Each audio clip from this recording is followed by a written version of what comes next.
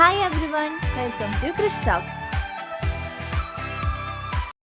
Calicut university second semester readings on Kerala എക്സാമിനെ കുറിച്ചുള്ള എല്ലാ കാര്യങ്ങളുമാണ് നമ്മൾ ഈ ഒരു വീഡിയോയിൽ ഡിസ്കസ് ചെയ്യാനായിട്ട് പോകുന്നത്. അപ്പോൾ ഫ്രിഞ്ചസിന്റെ ഞാൻ കമന്റ്സ് ഒക്കെ നോക്കിയ സമയത്ത് എനിക്ക് മനസ്സിലാക്കാൻ കഴിഞ്ഞതൊരു 90% കുട്ടികളും പറഞ്ഞത് എക്സാം ഈസി ആയിരുന്നു, നമ്മൾ പറഞ്ഞ ക്വസ്റ്റ്യൻസ് ഒക്കെ വെച്ച് അവർക്ക് എഴുതാൻ പറ്റി എന്നുള്ള കാര്യങ്ങളാണ്. ഇത്രയും ഈസി പേപ്പർ ആയിരുന്നു. എനിക്ക് തോന്നുന്നു ബികോമുകാരുടെ വളരെ ഈസി പേപ്പർ ആയിരുന്നു ബി എനെ അപേക്ഷിച്ച് നോക്കുമ്പോൾ. ബി ആണ് പിന്നെയും കുറച്ച് ബുദ്ധിമുട്ടായിട്ട് തോന്നി, എന്നാലും ഡയറക്റ്റ് ക്വസ്റ്റ്യൻസ് തന്നെയാണ് രണ്ട് കൂട്ടർക്കും ചോദിച്ചിട്ടുണ്ടായിരുന്നത്. ഞാൻ ബി എക്കാർ എക്സാമിന് പോണേക്കാൾ മുമ്പ് ഒരു 12:15 ആവുമ്പോഴേക്കും ഞാൻ ക്വസ്റ്റ്യൻ പേപ്പർ ബികോമിന്റെ വെച്ച് ഡിസ്കസ് ചെയ്തൊക്കെ ഇട്ടുണ്ടായിരുന്നു. പക്ഷെ ആരും കാണാനുണ്ടായില്ല, നിങ്ങൾ കോളേജിൽ പോയി എന്ന് തോന്നുന്നു. കാരണം നമ്മൾ അത്രയും 12 മണിയൊക്കെ ആയപ്പോഴേക്കും എനിക്ക് പേപ്പർ കിട്ടി. ഞാൻ വേഗത്തിൽ ഡിസ്കസ് ചെയ്തു. അപ്പോൾ കുറച്ച് പേരൊക്കെ കണ്ടിട്ടുണ്ടായിരുന്നു. പിന്നെ പറഞ്ഞിട്ട് കാര്യമില്ല, നിങ്ങൾക്ക് എക്സാമിന് കയറേണ്ട സമയമായല്ലോ, അപ്പോൾ പറഞ്ഞിട്ട് കാര്യമില്ല. എന്തായാലും അടുത്ത കൊല്ലത്തെ പിള്ളേർക്ക് അത് ഉപകാരപ്പെടുമായിരിക്കും. അപ്പം ഈ കേരളയുടെ എക്സാമും ബികോമാരുടെ എക്സാം കഴിഞ്ഞ് വന്ന് എനിക്ക് ഏറ്റവും ആദ്യം പേപ്പർ അയച്ചു തരുന്ന കുട്ടിയുടെ വെച്ചിട്ട് ഞാൻ ചെയ്യുന്നുണ്ട് നാളെ പേപ്പർ. അപ്പോൾ എങ്ങാനും നിങ്ങൾ എക്സാം ഹാളിലേക്ക് കയറണേക്കാൾ മുമ്പൊക്കെ ഒന്ന് കേൾക്കാൻ പറ്റാന്ന് വെച്ച് കഴിഞ്ഞാൽ ഒന്ന് കേട്ടിട്ട് പോവാൻ സമയമില്ലെങ്കിൽ കുഴപ്പമില്ല. ദെൻ ഒരു ഇമ്പോർട്ടൻ്റ് ആയിട്ടുള്ള കാര്യം പറയാനുള്ളത്, നമ്മൾ റീഡിങ്സ് ഓൺ കേരളയുടെ ഇപ്പോഴും കുറേ പേര് നോട്ട്സ് എവിടെയാണ് കിട്ടുക, ഈ വീഡിയോ ഇട്ടിട്ടില്ലല്ലോ ആ വീഡിയോ ഇട്ടിട്ടില്ലല്ലോ എന്ന് ചോദിക്കുന്നുണ്ട്. നോട്ട്സ് എല്ലാം നമ്മുടെ ടെലഗ്രാമിൽ അപ്ലോഡഡ് ആണ്.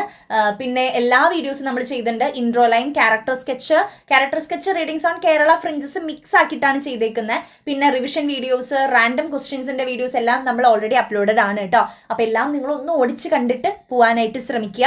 എസ്സേ എഴുതുമ്പോൾ പാഠഭാഗം മനസ്സിലായി, ക്വസ്റ്റ്യൻ എന്താ എഴുതണ്ടേന്ന് മനസ്സിലായില്ല, പക്ഷെ പാഠഭാഗം മനസ്സിലായിട്ടുണ്ടെന്നുണ്ടെങ്കിൽ ആ പാഠഭാഗത്ത് നിന്ന് അറിയാവുന്ന എല്ലാ കാര്യങ്ങളും 5 പാരഗ്രാഫ് തിരിച്ച് നിങ്ങൾ എഴുതി വെക്കുക. പിന്നെ 2 മാർക്കൊക്കെ അധികം ലെങ്ത് ആയിട്ട് എഴുതി സമയം കളയരുത്. കാരണം ഏറ്റവും ആദ്യം ഞാൻ പറയാൻ പോകുന്നത് ഈ ഒരു ടൈം മാനേജ്മെന്റ് കേസാണ്. ഇന്നലെ എത്ര തവണ പറഞ്ഞു ഞാൻ എൻ്റെ പിള്ളേരോട്, നിങ്ങൾ ടൈം അഡ്ജസ്റ്റ് ചെയ്ത് എഴുതൂ എന്നുള്ള കേസ്. അപ്പം 2 മാർക്കൊക്കെ നിങ്ങൾ വലിച്ചു വാരി എഴുതുന്നതുകൊണ്ടായിരിക്കാം മേ ബി, അല്ലെങ്കിൽ ഷോർട്ടസ്റ്റ് കൂടുതലായിട്ട് എഴുതുന്നതുകൊണ്ടാണോ, സ്ലോ റൈറ്റിംഗ് ആയതുകൊണ്ടാണോ എന്നറിയില്ല. ഒത്തിരി പേര് എസ്സേ സ്കിപ്പ് ചെയ്തു എന്ന് പറയുന്നത്, ഇത്രയും ഈസി ആയിട്ടുള്ള എസ്സേ ക്വസ്റ്റ്യൻസ് വന്നിട്ട് നിങ്ങൾ സ്കിപ്പ് ചെയ്തു എന്ന് പറയുമ്പോൾ എനിക്കത് കേൾക്കുമ്പോൾ ഒത്തിരി സങ്കടമുണ്ട്. അപ്പോൾ ടൈം നിങ്ങൾ കൃത്യമായിട്ട് മാനേജ് ചെയ്യാം കേട്ടോ. ഒരു 15 മിനിറ്റ് ഒരു എസ്സേക്ക് നിങ്ങൾ കൊടുത്താൽ മതി. ഓക്കെ, അപ്പം എസ്സേ നിങ്ങൾ ആദ്യം എഴുതാൻ ശ്രമിക്കൂ. 2 എസ്സേ നിങ്ങൾ ആദ്യം എഴുതൂ. ആദ്യത്തെ ഒരു അരമണിക്കൂർ സമയം, ഒരു എസ്സേക്ക് 15 മിനിറ്റ്, അടുത്ത എസ്സേക്ക് 15 മിനിറ്റ്, അങ്ങനെയുള്ള രീതിക്ക് 2 എസ്സേ ക്വസ്റ്റ്യൻസ് നിങ്ങൾ ആദ്യം എഴുതി വെക്കുക എക്സാമിന്. അപ്പൊ പിന്നെ ബാക്കിയുള്ളതിന് അത്ര ടെൻഷൻ ഉണ്ടാവില്ല. കാരണം എസ്സേയുടെ ഏരിയ ആ ഒരു പാഠഭാഗത്തിന്റെ സമ്മറി വെച്ചിട്ട് 5 പാരഗ്രാഫ് തിരിച്ച് എഴുതിയാൽ തന്നെ നമുക്ക് അവിടെ മാർക്കാണ്. അപ്പൊ അതുകൊണ്ട് ആ ഭാഗത്തുനിന്ന് എങ്ങനെ പോയാലും നിങ്ങൾക്ക് മാർക്ക് സ്കോർ ചെയ്യാൻ പറ്റും. അപ്പം അതുകൊണ്ട് എസ്സേയുടെ സെക്ഷൻ ഒന്ന് ഫോക്കസ് ചെയ്യാൻ ശ്രമിക്കുക. അത് വെച്ച് അതിന് ഒത്തിരി ടൈം നിങ്ങൾ എടുക്കരുത്. 15 മിനിറ്റ് വെച്ച് തന്നെ ഇന്ന് കുറേ പിള്ളേർ, ഇപ്പം ഞാൻ ട്യൂഷൻ എടുക്കുന്ന പിള്ളേരൊക്കെ 15 മിനിറ്റ് വെച്ച് എഴുതിയിട്ട് നല്ല രീതിക്ക് ടൈം മാനേജ് ചെയ്യാൻ പറ്റിയെന്ന്. കാരണം അവർക്ക് അത്രയും ഞാൻ പറഞ്ഞു കൊടുത്തിട്ടുണ്ടായിരുന്നു, നിങ്ങൾക്കും പറഞ്ഞു തന്നിട്ടുണ്ടായിരുന്നു. അപ്പം അതുകൊണ്ട് ടൈം മാനേജ് ചെയ്ത് നിങ്ങൾ എഴുതാൻ ശ്രമിക്കുക കേട്ടോ. പിന്നെ ഷോർട്ട് എസ്സേന്റെ കേസ് ഒരുപാട് പേര് സീലിംഗ് എത്രയാണ്, എത്ര ക്വസ്റ്റ്യൻ എഴുതണം എന്നൊക്കെ ചോദിക്കുന്നുണ്ടല്ലോ. അവിടെ മൊത്തം നമുക്ക് ഷോർട്ട് എസ്സേയിൽ 8 ചോദ്യങ്ങളാണ് ഉണ്ടാവുക ഷോർട്ട് എസ്സേയിൽ. അപ്പം അതിൽ 35 സീലിംഗ് എടുക്കുന്നത്. ഓക്കെ, അപ്പം 5 മാർക്കിനാണ് നമ്മൾ ഒരു ക്വസ്റ്റ്യൻ 5 മാർക്കിനാണ് അവിടെ ഉള്ളത് അല്ലേ. അപ്പം നമ്മൾ 7 ക്വസ്റ്റ്യൻ, 7 × 5 35, 7 ക്വസ്റ്റ്യൻ നമ്മൾ ആ ഭാഗത്ത് നിന്ന് അറ്റൻഡ് ചെയ്യണം. ദാറ്റ് മീൻസ് ഒരെണ്ണം നമുക്ക് അവിടെ നിന്ന് സ്കിപ്പ് ചെയ്യാൻ പറ്റുള്ളൂ ഷോർട്ട് എസ്സേയുടെ കേസിൽ. മനസ്സിലായോ? 2 മാർക്ക് പിന്നെ അതൊന്നും ചിന്തിക്കരുത്, എല്ലാ ക്വസ്റ്റ്യൻസിനും നമ്മൾ ആൻസർ എഴുതി വെക്കുക.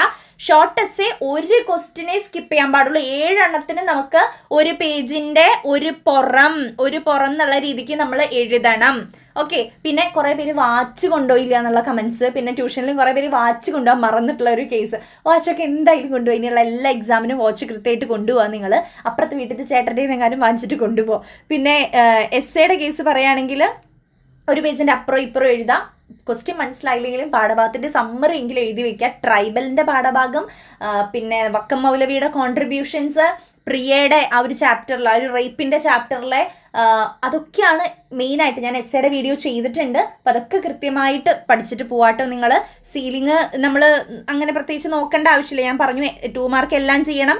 ഷോർട്ട് എസ്സേ 1 എണ്ണം മാത്രമേ സ്കിപ്പ് ചെയ്യാൻ പറ്റുള്ളൂ. എസ്സേ 2 ക്വസ്റ്റ്യൻ ആണ് നമ്മൾ അറ്റൻഡ് ചെയ്യേണ്ടത്. അത് ഏറ്റവും ആദ്യം കൂടെ എഴുതി വെക്കാന്ന് വെച്ചാൽ ആ ഭാരം അങ്ങോട്ട് കഴിഞ്ഞു. മനസ്സിലായോ? ദെൻ പിന്നെ നിങ്ങളുടെ അടുത്ത് ജനറൽ ആയിട്ട് പറയാനുള്ള കേസ്, ക്വസ്റ്റ്യൻ നമ്പർ കുറേ പേര് തെറ്റി എഴുതി വെച്ചു എന്ന് പറഞ്ഞു. ഒന്നാമത്തെ ചോദ്യം എഴുതിയിട്ട് 2 എന്നുള്ള ആൻസർ എഴുതി, അപ്പോൾ അതിന് മാർക്ക് കിട്ടുമോ? അത് നോക്കുന്ന ടീച്ചറെ ഡിപ്പെൻഡ് ചെയ്തിരിക്കും. ചില ടീച്ചേഴ്സ് മനസ്സലിവുള്ള ടീച്ചേഴ്സ് ഇട്ട് തരും, അല്ലാത്തവർ വിട്ടിട്ട് തരും. പിന്നെ എന്തായാലും കഴിഞ്ഞതിനെ കുറിച്ച് നിങ്ങൾ ആലോചിക്കേണ്ട. പാസ്സാവാനുള്ളതൊക്കെ എല്ലാവരും എഴുതിയിട്ടുണ്ടെന്ന് വിചാരിക്കുന്നു. ഇത്രയും ഈസി പേപ്പേഴ്സ് ആയിട്ട് നിങ്ങൾക്ക് അത് ബുദ്ധിമുട്ടായിരുന്നു, ഫെയിൽ ആവും എന്നുള്ള കമന്റ്സ് ഞാൻ കണ്ടു. അപ്പൊ ഇതിനും ഈസി പേപ്പർ നമുക്ക് കിട്ടാനില്ല. അതിനർത്ഥം നിങ്ങൾ പഠിച്ചിട്ടില്ല എന്നാണ്. തലേദിവസം പഠിച്ച് നമ്മൾ അത്രയും ഒരു അരമണിക്കൂർ കൊണ്ടൊക്കെ പഠിച്ചു പോയി കഴിഞ്ഞാൽ നമുക്കത് ബുദ്ധിമുട്ടായിരിക്കും. അപ്പോൾ അത്രയും ഈസി പേപ്പർ ആയിരുന്നു. ഇനിയിപ്പോൾ അതിനെക്കുറിച്ച് പറയണ്ട, നമ്മൾ കേരളനെ ഫോക്കസ് ചെയ്യുക. ഉള്ള സമയം നിങ്ങൾ നന്നായിട്ട് യൂട്ടിലൈസ് ചെയ്ത് പഠിക്കുക. ഞാൻ കഴിഞ്ഞ സെമ്മിലേ തൊട്ട് പറയുന്നതാണ്, നിങ്ങൾ ഇങ്ങനെ തലേദിവസം 1 മണിക്കൂർ മുന്നൊക്കെ പഠിക്കാൻ വരല്ലേ, അറ്റ്ലീസ്റ്റ് ഒരു 2-3 ദിവസമെങ്കിലും മുന്നേ വന്നാൽ മതി എന്ന് ഞാൻ പറയുന്നുണ്ട്. അങ്ങനെയെങ്കിലും നിങ്ങൾ വന്ന് പഠിച്ചോളൂ. കാരണം ഇനി സപ്ലിയൊക്കെ ഒരു തവണ തന്നെ നിങ്ങൾക്ക് എഴുതാൻ പറ്റുള്ളൂ. 2, 3, 4 തവണ ഒന്നും ചാൻസ് ഇല്ല. നമ്മൾ ഡിഗ്രി പഠിക്കാം, പിന്നെ അത് കംപ്ലീറ്റ് ചെയ്യാൻ പറ്റില്ല നമുക്ക്. അപ്പൊ അതാ ഞാൻ പറയുന്നത്, നിങ്ങളത് സീരിയസ് ആയിട്ട് കാണൂ. സെം എക്സാം നിങ്ങൾ സിമ്പിൾ ആക്കി കാണല്ലേ എന്നുള്ള കാര്യങ്ങൾ. പിന്നെ കമന്റ് സെക്ഷനൊക്കെ ഞാൻ ഒരുവിധം നന്നായിട്ട് നോക്കുന്നുണ്ട്. അതായത് മാക്സിമം ഞാൻ എൻ്റെ മാക്സിമം എടുത്ത് കമന്റ്സ് ഒക്കെ ഞാൻ റിപ്ലൈ തരാനൊക്കെ ശ്രമിക്കുന്നുണ്ട്. നിങ്ങൾക്ക് കുറേയൊക്കെ ഞാൻ ഇപ്പം നിങ്ങൾ ഹായ് ഹലോ ഇടുന്നൊക്കെ ഞാൻ ഇങ്ങനെ ലൈക്ക് ചെയ്തൊക്കെ പോകുന്നുണ്ട്. റിപ്ലൈ തരേണ്ട സാധനങ്ങൾക്ക് റിപ്ലൈ തരുന്നുണ്ട്. അപ്പം അതിൽ ഞാൻ ഒരു കമന്റ് കണ്ടതായിരുന്നു, മിസ്സേ പഠിപ്പിക്കുന്നത് ഒന്നും മനസ്സിലാകുന്നില്ല, മിസ്സേ എന്തിനിങ്ങനെ ആർക്കും വേണ്ടിയിട്ട് ക്ലാസ് എടുത്തുകൊണ്ടിരിക്കണേ എന്നുള്ളത്. അപ്പം ഞാൻ ശരിക്കും നിങ്ങൾക്കൊക്കെ മനസ്സിലാകുന്നുണ്ട്, അല്ലെങ്കിൽ നമ്മളെ എന്താ പറയുക ക്ലാസ് ഫോളോ ചെയ്യുന്ന കുട്ടികൾ ഉണ്ട് എന്ന് അറിയുന്നതുകൊണ്ടാണ് നമ്മളിങ്ങനെ വീഡിയോസ് ഇട്ടുകൊണ്ടിരിക്കുന്നത്. അപ്പോൾ ഒന്നും മനസ്സിലാവുന്നില്ല എന്നുള്ള കമൻറ്റ്സ് ഞാൻ കണ്ടിരുന്നു. ദെൻ അടുത്തൊരു കമൻറ്റ് എനിക്ക് കുറച്ച് ഹേർട്ടായിട്ടുള്ളൊരു കമൻറ്റാണ്. ഞാൻ അതിന് റിപ്ലൈ കൊടുത്തിട്ടുണ്ടായിരുന്നു. എന്താ ഇപ്പം മിസ് വ്യൂസിന് വേണ്ടിയിട്ട് മാത്രമാണ് ക്ലാസ് എടുക്കുന്നത്. ഇപ്പം കറൻ്റ്ലി അപ്ലോഡ് ചെയ്ത വീഡിയോസിനൊക്കെ അതാ മനസ്സിലാവുന്നത്, വ്യൂസിന് വേണ്ടി മാത്രമാണ് ക്ലാസ് എടുക്കുന്നത്, പറയുന്നത് ഒന്നും മനസ്സിലാവുന്നില്ല എന്നുള്ള കേസ്.